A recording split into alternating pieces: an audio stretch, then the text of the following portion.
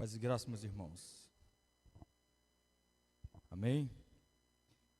Vamos abrir a nossa Bíblia na carta de Paulo aos Gálatas, no capítulo 1, a partir do versículo de número 6.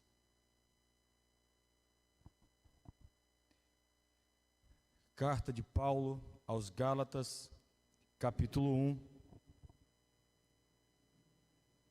a partir do versículo de número 6.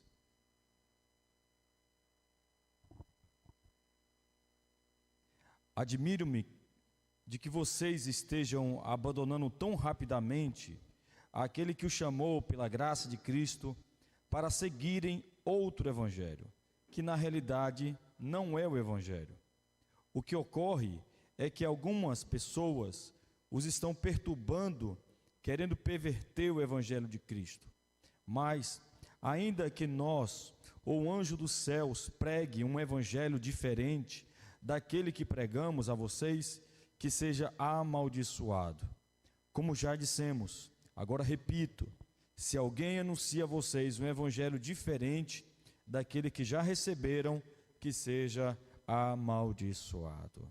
Amém? Pai, em nome de Jesus Cristo, aqui está a sua palavra. Ela foi lida agora para a tua igreja. E ela será agora, meu Deus, explicada para o teu povo. Meu Deus, nós só podemos compreender, entender e explicar alguma coisa da sua palavra se o teu Espírito Santo estiver conosco. Se o teu Espírito Santo nos ajudar. Porque de nós mesmos, meu Pai, nós nunca entenderemos. De nós mesmos, meu Deus, nós nunca teremos condições de explicar alguma coisa da sua palavra. Precisamos da ajuda do teu Espírito Santo, Pai. Então, por favor, meu Deus, em nome de Cristo Jesus, vem com o teu Espírito Santo mais uma vez em nossas mentes, em nossos corações. Nos ajude a compreender essas verdades. Nos ajude, meu Deus, a entender esse assunto que o apóstolo Paulo abordou aqui. Por favor, Pai, em nome de Cristo Jesus, mais uma vez, fala com a sua igreja. Amém. O que nós temos aqui nessa passagem, meus irmãos? Nessa igreja aos Gálatas aqui, nós vimos uma história um pouco parecida com a que estamos vivendo hoje. Qual história? Alguns estão deixando o verdadeiro evangelho e aderindo a outro evangelho. Os Gálatas aqui, eles estavam deixando de crer na salvação pela fé e acreditando na salvação por obras.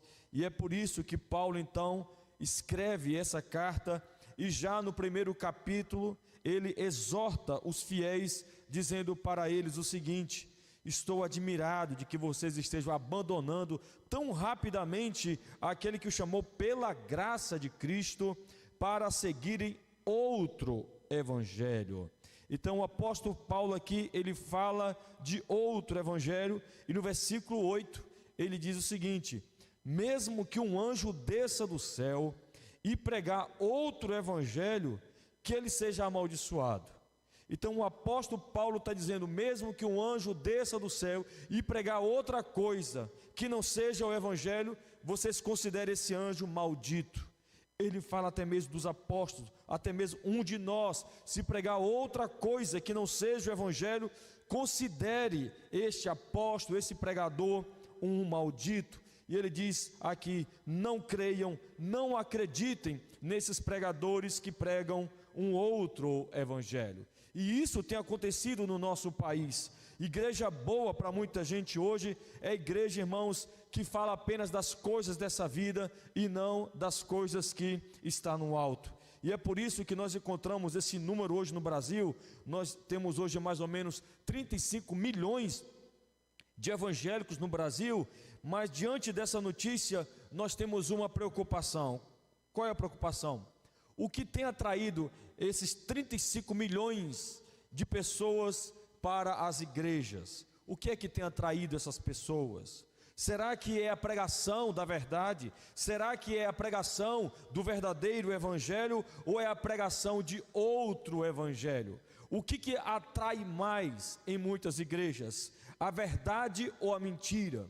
O que atrai mais pessoas hoje às igrejas? A pregação daquilo que Cristo nos ordenou ou a pregação desses homens modernos de hoje que nada prega o Evangelho?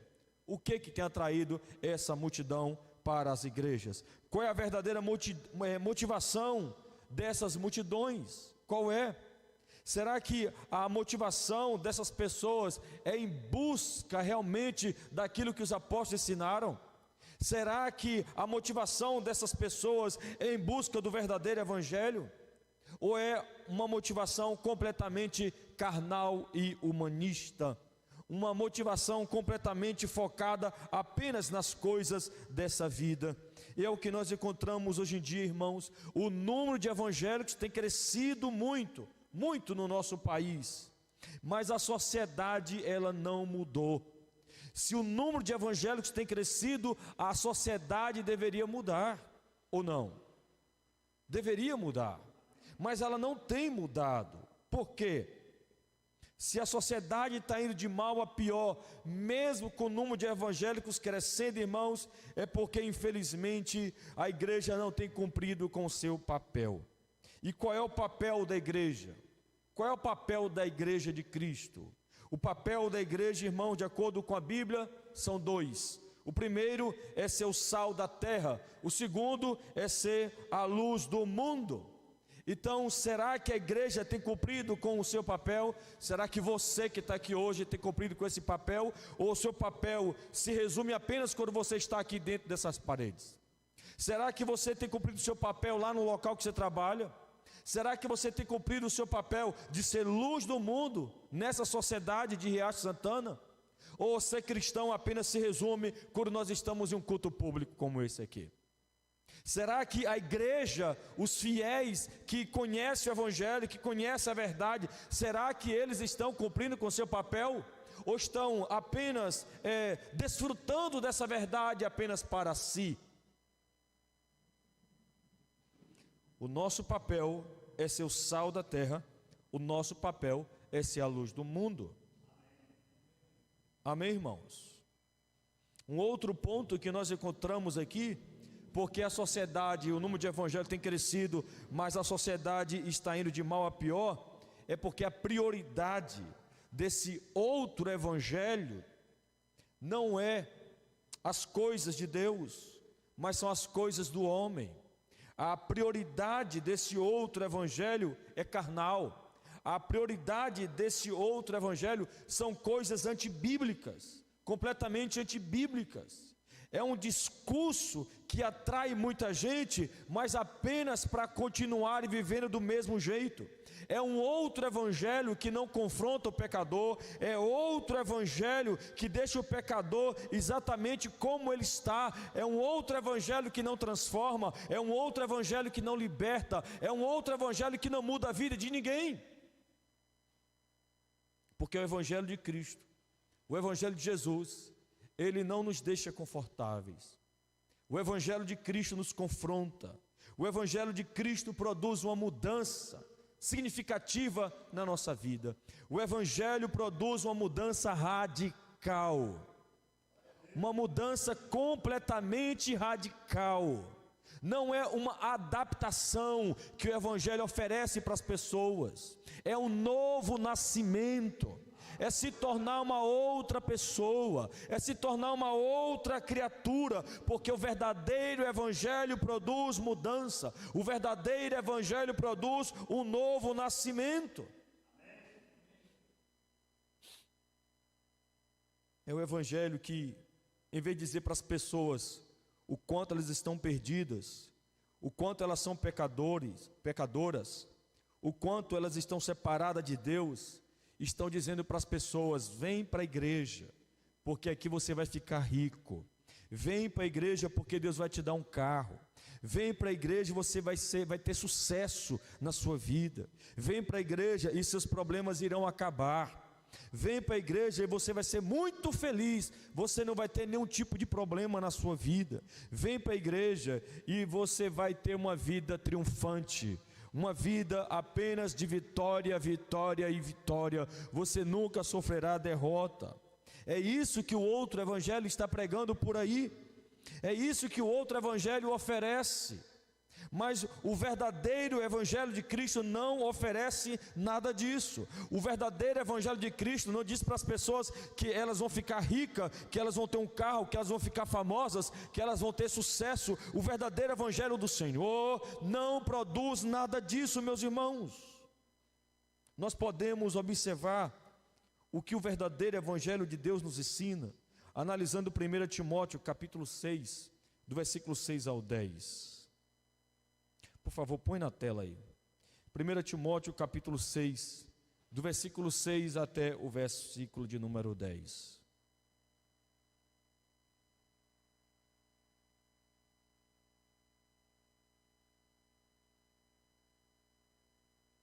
Amém?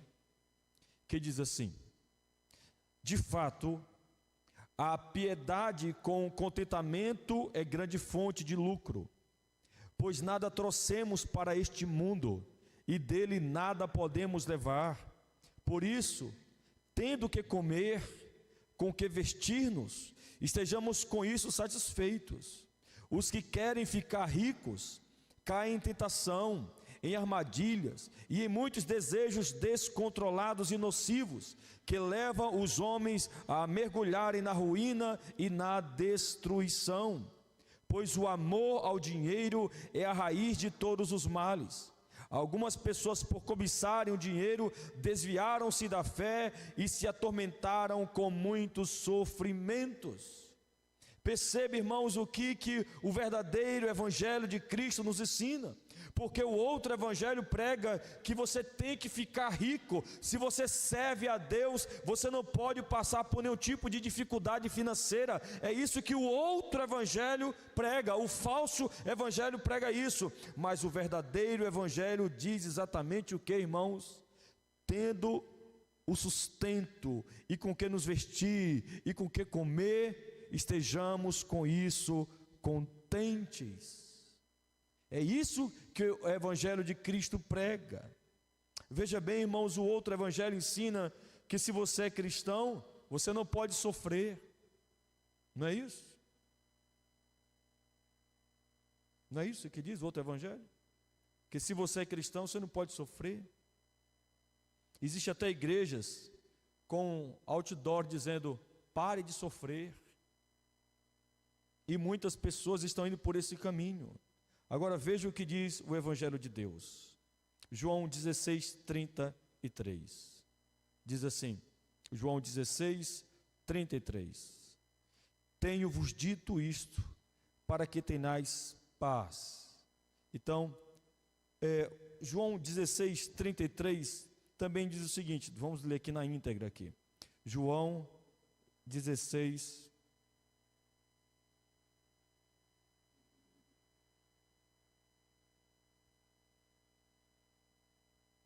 eu disse essas coisas para que em mim vocês tenham paz. Neste mundo vocês terão aflições. Contudo, tenham ânimo. Eu venci o mundo. Então, o verdadeiro evangelho não diz que a fé em Cristo garante para nós uma vida sem sofrimento. Pelo contrário, Jesus Cristo, ele disse aqui, que neste mundo nós teremos aflições. Ou seja, Jesus, ele disse que o sofrimento fará parte da vida cristã. Que o sofrimento fará parte da nossa história. Jesus está dizendo aqui, irmãos, algo poderoso, algo libertador, porque enquanto muitos estão querendo ser crentes apenas para pararem de sofrer, Jesus está dizendo: não, eu não iludi vocês, eu não iludi ninguém. Jesus, ele não fez o que muitos pais fazem quando vão levar os seus filhos para tomar uma vacina, e aí o filho olha para aquela agulha e pergunta para o pai e para a mãe: vai doer, pai? Vai doer, mãe? E o pai e a mãe dizem: não, meu filho, não vai doer nadinha não. Dói. Jesus não nos iludiu com relação a isso. Jesus não nos iludiu com relação à vida. Ele disse que nós vamos sofrer, ele disse que nós vamos passar sim por aflições, mas no meio dessas aflições, qual deve ser a nossa atitude? Termos bom ânimo. O sofrimento fará parte da nossa vida, irmãos, mas Jesus Cristo disse: tenham bom ânimo, eu venci o mundo. Então erga a cabeça de vocês, a aflição fará parte da vida de vocês, mas eu venci o mundo. Jesus está dizendo: o sofrimento, a aflição fará parte da vida de vocês, mas eu estarei lá para ajudar vocês. Eu estarei lá no meio da dor, eu estarei lá no meio do sofrimento. 2 Timóteo 3,12 também nos fala sobre uma outra mensagem que o verdadeiro Evangelho de Jesus nos ensina. 2 Timóteo capítulo 3, versículo 12. Algumas pessoas, algumas igrejas falsas que pregam o evangelho falso, diz o seguinte: se você for bastante fiel, se você for bastante piedoso, se você buscar mesmo o Senhor Jesus Cristo, você não vai passar por nenhum tipo de aflição na sua vida. Mas olha o que diz 2 Timóteo 3,12. Diz assim, 2 Timóteo 3,12: de fato, todos os que desejam viver piedosamente em Cristo serão perseguidos. O texto está dizendo para nós, a Bíblia, a palavra de Deus, está dizendo para nós que todos aqueles que desejam ser um crente piedoso. O que é um crente piedoso? É um crente que se dedica ao Senhor Jesus, é um crente que busca o Senhor Jesus. O texto está dizendo que todos que desejam viver piedosamente uma vida dedicada ao Senhor Jesus, essa pessoa não terá uma vida boa, será perseguido. O crente piedoso passa por perseguição. O crente piedoso, ele não tem uma vida tranquila. O crente piedoso, ele não tem uma vida sossegada. Aquele que busca se dedicar ao Senhor Jesus Cristo serão perseguidos, até mesmo pelo pai, pela mãe, pela própria família, pelos colegas de trabalho, pela sociedade. Porque seguir a Jesus é ir contra a mão deste mundo. Seguir a Jesus Cristo, irmãos, é contra a cultura. A cultura de hoje odeia Jesus. A cultura de hoje odeia a palavra de Deus. Qualquer jovem hoje que chegar para os seus colegas e dizer: olha, eu estou lendo o livro dos budistas, aí todo mundo vai dizer: olha, que inteligente você é. Qualquer um que dizer hoje na sociedade: olha, eu estou lendo o livro de Allan Kardec, as pessoas vão admirar. Mas qualquer um que chegar na faculdade e dizer: eu estou lendo a Bíblia e eu estou buscando seguir a Jesus, essas pessoas serão perseguidas. Vão chamá-lo de antiquado, de conservador, de fundamentalista religioso, de fanático. Por quê, irmãos? Porque decidiu seguir ao Senhor e decidiu dedicar a sua vida a Ele. Então o texto é claro: serão perseguidos todos aqueles que desejam viver piedosamente em Cristo Jesus. A vida não é fácil para quem quer buscar verdadeiramente o Senhor. Não é fácil, não é fácil. Romanos 8,18 diz assim: apesar de Jesus estar dizendo para nós que a vida do verdadeiro crente causa sofrimento, aflição e perseguição, nós temos aqui uma promessa para o crente que vive piedosamente. Diz assim, Romanos 8,18: considero que os nossos sofrimentos atuais não podem ser comparados com a glória que em nós será revelada. Vale a pena sofrer, vale a pena passar por aflições, vale a pena ser perseguido, irmãos, por causa da nossa fé. Por quê? Porque os nossos sofrimentos atuais não podem ser comparados com a glória em nós que será revelada. Nós estamos de olho na eternidade. Porque somos cristãos, porque seguimos a Jesus, irmão, porque estamos de olho em um salário melhor, em um carro melhor, em uma vida melhor. Não, irmãos, nós somos cristãos porque estamos de olho na glória que será revelada para nós. O que nos motiva, o que nos motiva a nossa fé em Jesus Cristo é a glória em que será revelada para nós. É vida eterna, irmãos, que nos motiva, não é outra coisa. É a eternidade. Mas, infelizmente, as igrejas falsas, com seu falso evangelho, não fala sobre eternidade. Fala sobre essa vida aqui. E a maioria dos cristãos de hoje foram ensinados que ser evangélico é ter saúde, é ter dinheiro, é ter vida boa, é ter bênção, é ter vitória, é ter milagre. É isso que estão ensinando por aí. Estão dizendo que a vida de um verdadeiro cristão consiste em ter essas coisas. A vida do verdadeiro crente é ter saúde. Há igrejas por aí que diz que se você tem fé em Jesus Cristo, você não pode ficar doente. Isso é uma baita de uma heresia, irmãos, porque se isso fosse verdade, como é que nós explicamos a morte de um dos maiores profetas do Antigo Testamento, o profeta Eliseu? Uma enfermidade matou um dos maiores profetas do Antigo Testamento. O homem que abriu o Rio Jordão, irmãos, com a capa, o homem que fez morto ressuscitar, uma doença vai e o mata. Como pode isso? Irmãos, ser cristão não é garantia de ter saúde, ser cristão não é garantia de ter dinheiro, ser cristão não é garantia de ter vida boa, ser cristão não é garantia de ter uma vida bem sucedida, não é nada disso, irmãos. De acordo com a Bíblia, ser cristão tem a ver com o nosso nome escrito no livro da vida, ter nossos pecados perdoados, tem a ver com nossa adoração ao Filho de Deus. É isso que significa ser crente. É isso. Nós não somos cristãos em busca de saúde, em busca de dinheiro, nem em busca de vida boa. Somos cristãos porque somos pecadores e há um decreto de morte sobre nós. E o único jeito de escaparmos desse decreto é reconhecer os nossos pecados, nos arrependendo desses pecados e seguindo aquele que morreu em nosso lugar, a saber, Jesus Cristo. Aleluia. Alguém só pode se tornar um verdadeiro cristão, irmãos, se o verdadeiro evangelho for pregado. Onde o verdadeiro evangelho não é pregado, não existe verdadeira conversão. Não existe. Infelizmente, não existe.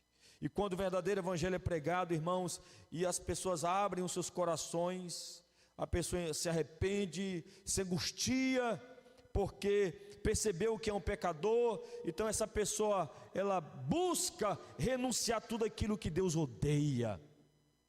Ela abre mão de tudo aquilo que é pecaminoso na sua vida. Ela simplesmente abre mão, simplesmente renuncia.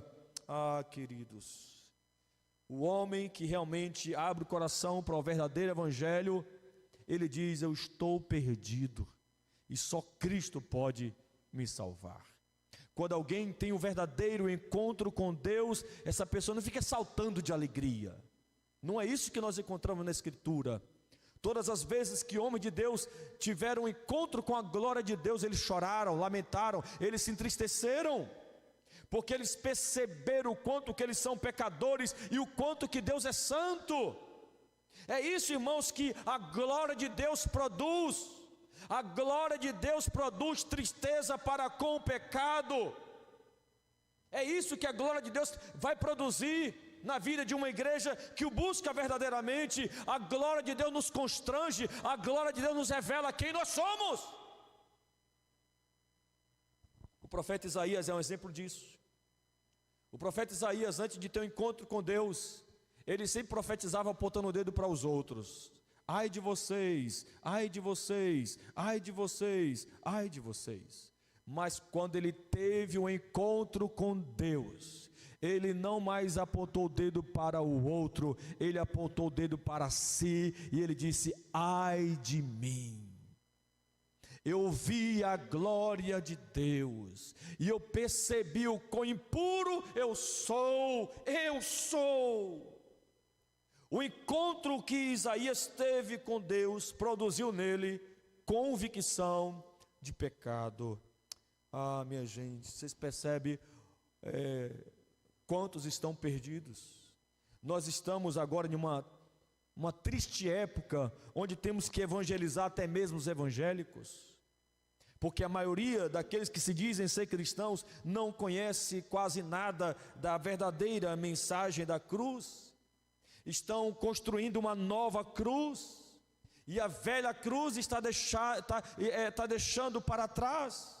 As pessoas, pastores, líderes, estão escondendo as pessoas a velha cruz e dando para elas uma cruz nova, uma cruz que não exige renúncia, uma cruz que não exige mudança, uma cruz que diz: olha, venha, pode vir e vai ficar tudo legal, tudo bacana, vocês não precisam mudar nada, apenas tragam o dinheiro de vocês e colocam aqui e pronto, seus problemas acabaram. É uma nova cruz.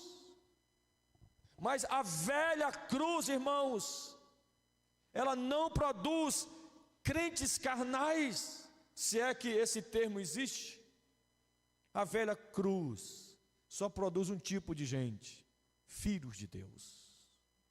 Somente filhos de Deus. Aleluia, glória a Deus. O outro evangelho ensina as pessoas a orarem assim: Senhor, se eu sou homem de Deus, eu determino. Se o Senhor não me der o que eu pedir, eu rasgo minha Bíblia, eu deixo de dar o dízimo, eu deixo de pregar o evangelho, não venho mais à igreja se o Senhor não fizer o que eu estou pedindo. E eles ainda continuam dizendo: porque se Deus é Deus, Ele tem que fazer. Se Deus é Deus, Ele tem que abençoar. Se Deus é Deus, Ele tem que me dar. Irmãos, esta é a oração do falso evangelho. A oração do falso evangelho, ele serve a Deus por interesses humanistas, onde culto bom para essas pessoas é culto que fala de milagre, de bênção, de vitória. Igrejas para encher as cadeiras de pessoas, tem que abrir mão da verdade, começar a pregar mentira e enrolar as pessoas com esse falso evangelho, porque o falso evangelho atrai. O falso evangelho, irmãos, atrai muita gente, porque é exatamente isso que o falso evangelho diz e ensina para as pessoas. Deus, Ele tem que fazer, Deus, Ele tem que abençoar, Deus, Ele tem que dar. Irmão, Deus não tem obrigação com ninguém. Com ninguém. Deus não tem obrigação de fazer, Deus não tem obrigação de abençoar, Deus não tem obrigação de dar. Deus é Deus, Ele é Rei, Ele é Senhor, Ele é dono de tudo.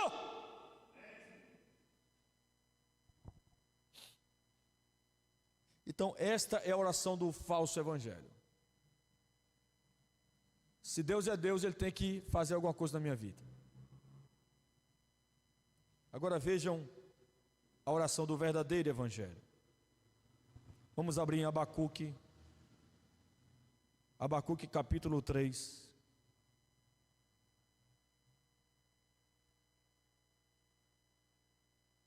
A partir do versículo 17.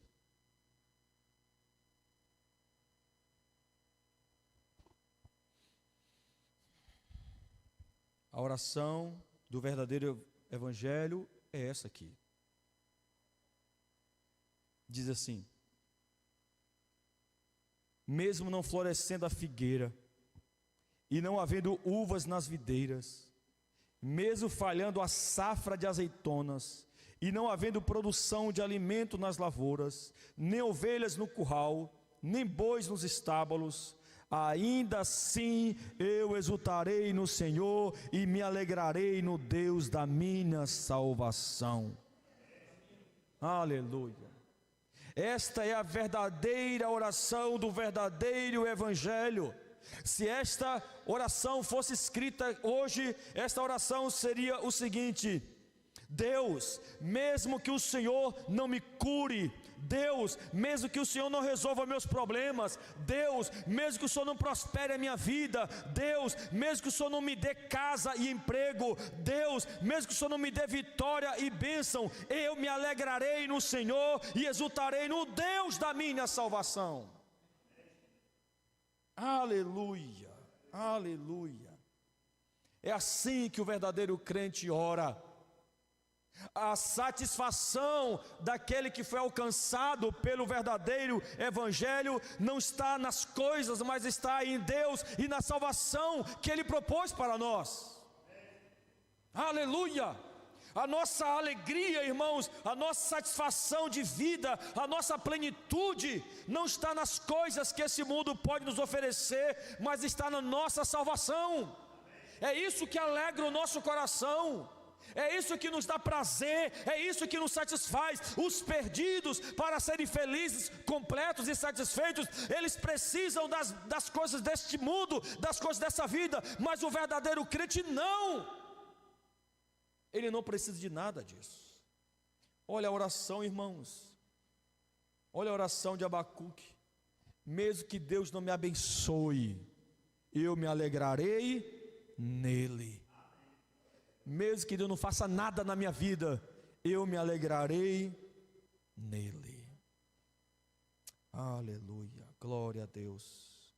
É isso que o verdadeiro evangelho do Senhor nos ensina. E nós temos essa promessa, irmãos, a promessa de Romanos 8,18. Considero que os nossos sofrimentos atuais não podem ser comparados com a glória em nós que será revelada. Nós temos essa promessa e temos que estar firmados nessa promessa, porque essa promessa é a única coisa que realmente alimenta, sustenta e satisfaz o verdadeiro cristão. O falso cristão, ele precisa de alguma promessa para essa vida aqui, mas para o verdadeiro cristão, essa aqui já é mais do que suficiente. Amém? Vamos ficar de pé e vamos orar.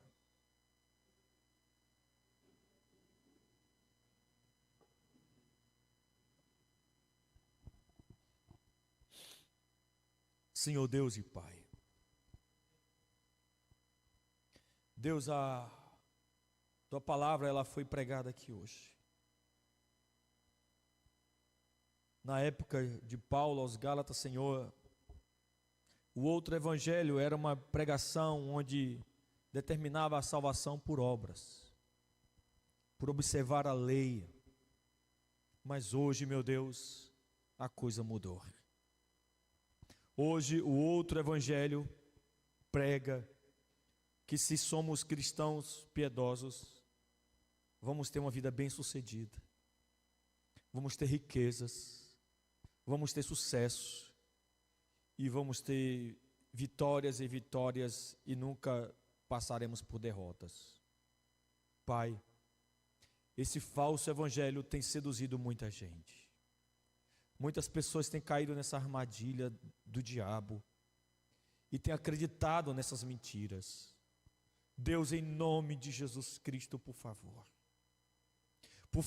meu Deus, nos use de acordo com a sua palavra. Deus, nós sabemos a verdade. O Teu Espírito Santo abriu os nossos olhos, o nosso entendimento, e hoje conhecemos a verdade. Precisamos, meu Deus, levar essa verdade para outras pessoas, ensinar outras pessoas, conduzir outras pessoas para o verdadeiro evangelho. Por favor, meu Deus, venha nos capacitar com o Teu Espírito Santo. Venha mover os nossos corações, Pai, que só quer saber de trabalhar e ganhar dinheiro e trabalhar, meu Pai, e só. Deus, tira esse mundanismo dos nossos corações. O Senhor nos chamou como igreja para pregar o Teu Evangelho. Ó Pai, esse ambiente que o Senhor nos colocou, foi para que possamos ser um missionário, para que possamos ser, meu Deus, um pregador. Não foi para outra coisa, meu Deus, que o Senhor nos colocou nesse lugar que nós estamos. Meu Deus, o Senhor colocou a irmã Nilza naquele lugar para ela ser mais do que ela é. Ó Deus, o irmão Souza, meu Pai. Ó Pai, o irmão Antônio. Ó Deus, o irmão Hernânio, o filho do irmão Antônio Lousada, meu Deus. a mãe de Luiz, Senhor Luiz, meu Deus, nós estamos aqui hoje, Pai, porque o Senhor nos trouxe aqui para falar isso, para ouvirmos isso, meu Deus. Ah, meu Deus, em nome de Jesus, quebranta os nossos corações, Pai, porque está muito endurecido.